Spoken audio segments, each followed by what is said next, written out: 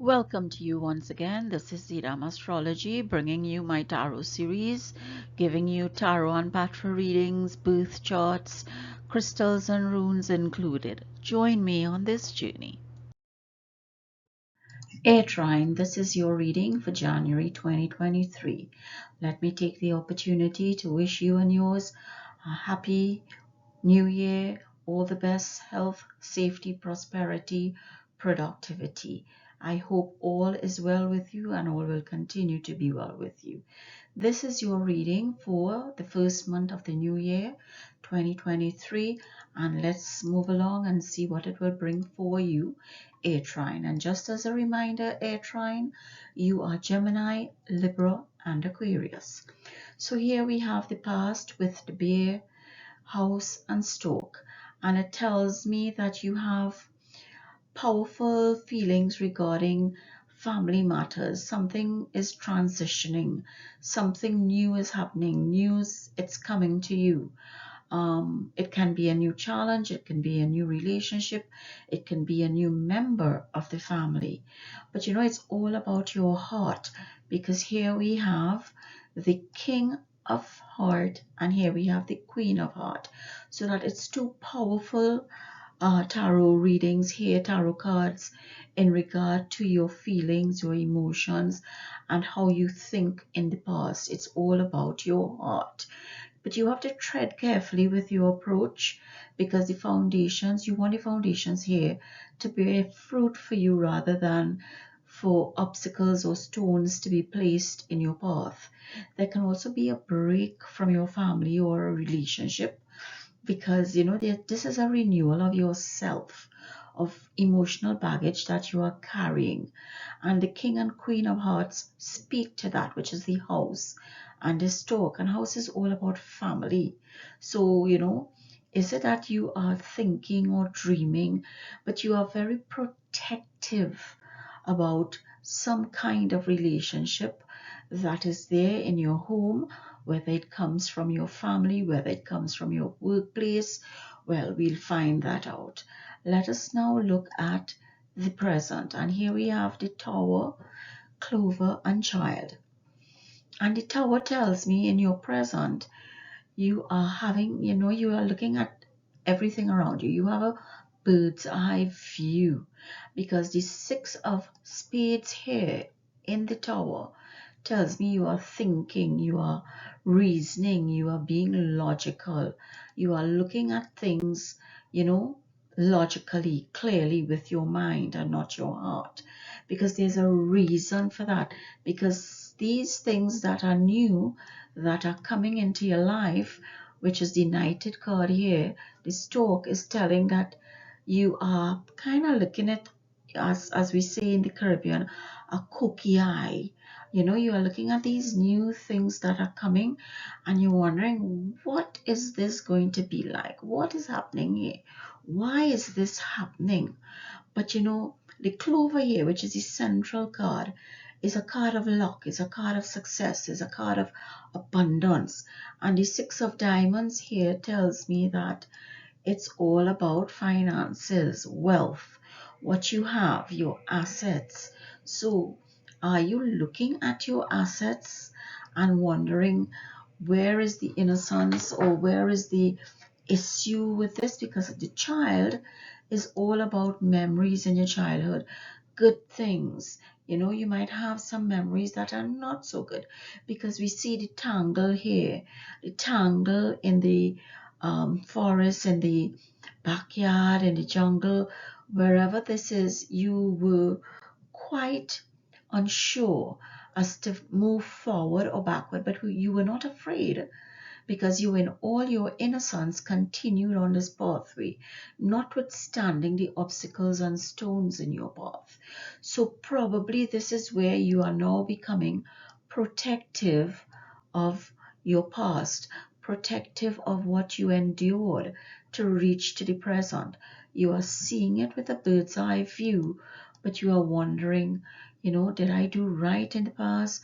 Why am I still recalling or depending on this? but you are thinking logically, you are thinking with a bird's eye view, and your central card here is all about your finances, your luck, the abundance in your life.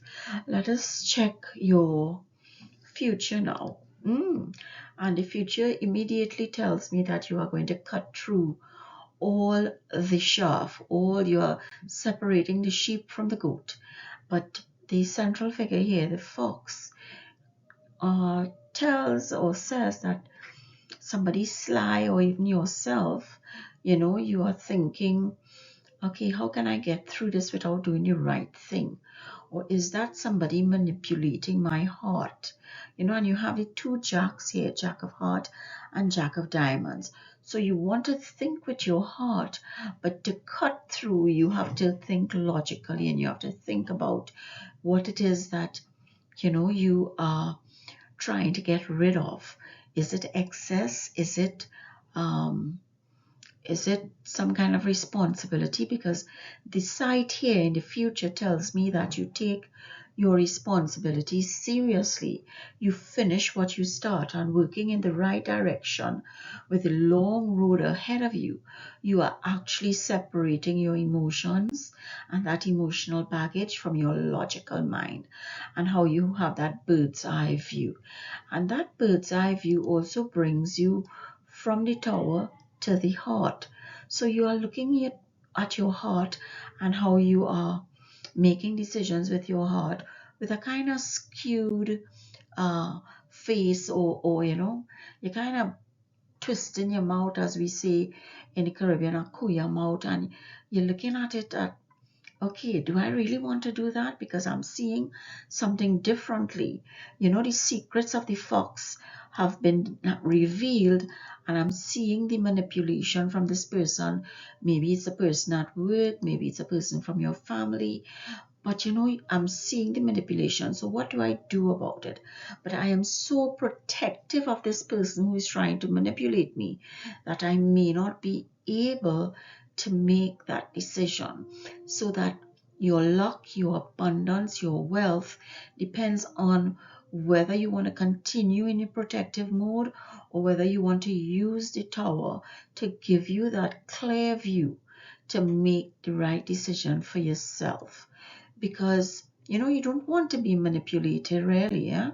You don't want to be, but that's what it's saying here.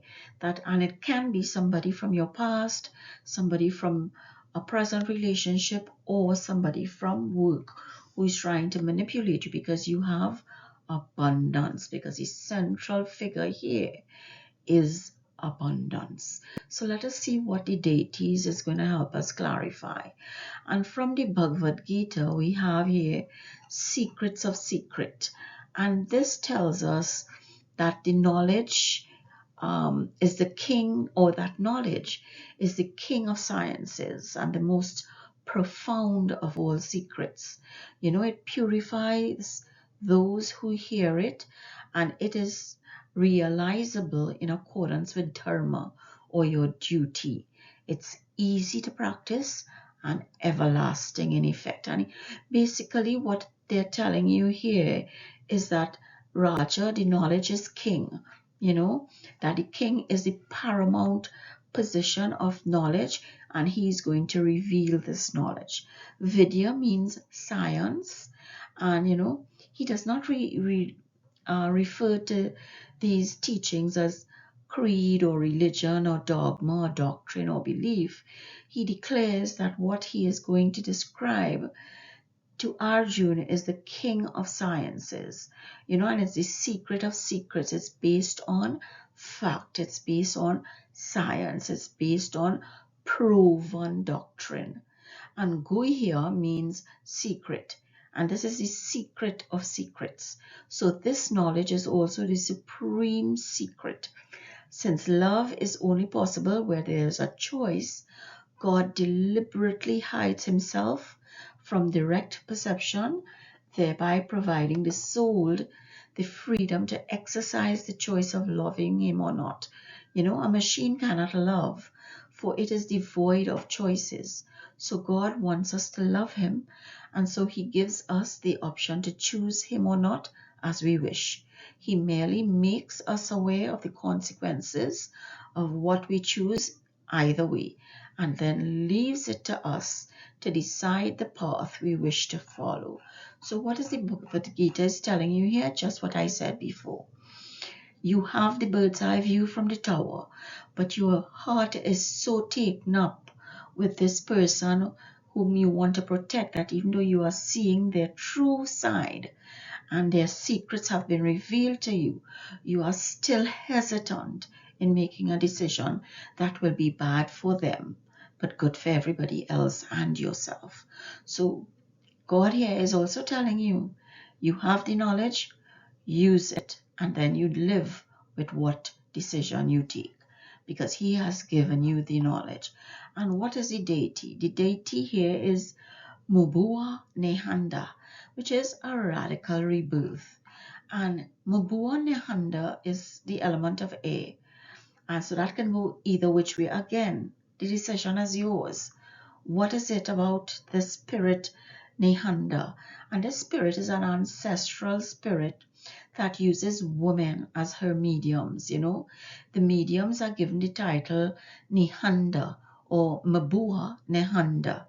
And as a medium of the spirit, Nehanda performs traditional ceremonies that, ensure rain and bring good crops.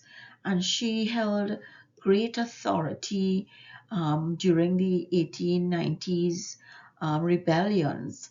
And she was a powerful woman and committed to upholding traditional culture.